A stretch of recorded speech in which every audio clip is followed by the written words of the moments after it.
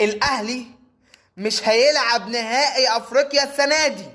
تاني بقولها لك تاني، الاهلي مش هيلعب نهائي دوري ابطال افريقيا السنه دي، وده بحد ذاته انجاز تاريخي لصن داونز. في وسط ما انا قاعد عمال اتفرج على مباراه نادي الزمالك ونادي بيتهم الوديه، ولا بيتهم والله العظيم انا مش فاكر اسمها ايه، اللي خلصت بفوز الزمالك 12 او 13 واحد، ماتش ودي، وانا كمشجع زملكاوي بركز مع فرقتي واستعدادات فرقتي للقاء نهائي كاس مصر اللي هنلعبه ان شاء الله باذن الله تعالى مع نادي بيراميدز، ونشوف بقى يعني حظنا ان احنا ناخد الدوري السنه دي ولا لا، نشارك في افريقيا ان شاء الله باذن الله تعالى السنه الجايه ولا لا. وصلني خبر تاريخي، وصلني خبر تاريخي ان الاهلي خارج بطولة دوري ابطال افريقيا. الاهلي مش هيلعب نهائي دوري ابطال افريقيا السنة دي. طب يا جماعة ازاي؟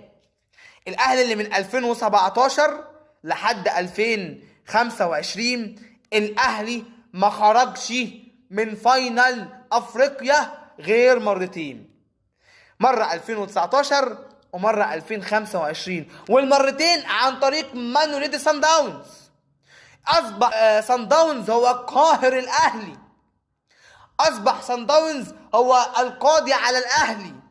خلاص الكعب العالي على الأهلي هو سان داونز، بعبع الأهلي في قارة إفريقيا كلها سان داونز.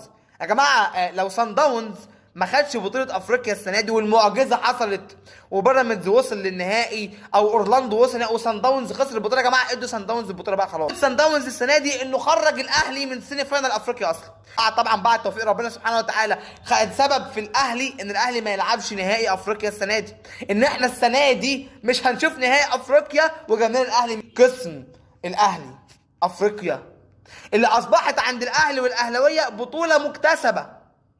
والنهارده الاهلاويه مش طايقين كولر، وانا قاعد عمال يعني اتفرج كده، اتفرجت على اخر 5 دقايق كده، خلاص احنا كسبنا في الماتش الودي 13 واحد، وقاعد عمال اتفرج في اخر 5 دقايق كده على اللايف، جمهور الاهلي عمالين يقولوا ايه، عادي احسن يا رب نخرج عشان مارسيل كولر يمشي، اصله مدرب فاشل اللي هو خد افريقيا، كولر اللي هو لعب في كاس عالم انديه برونزيه.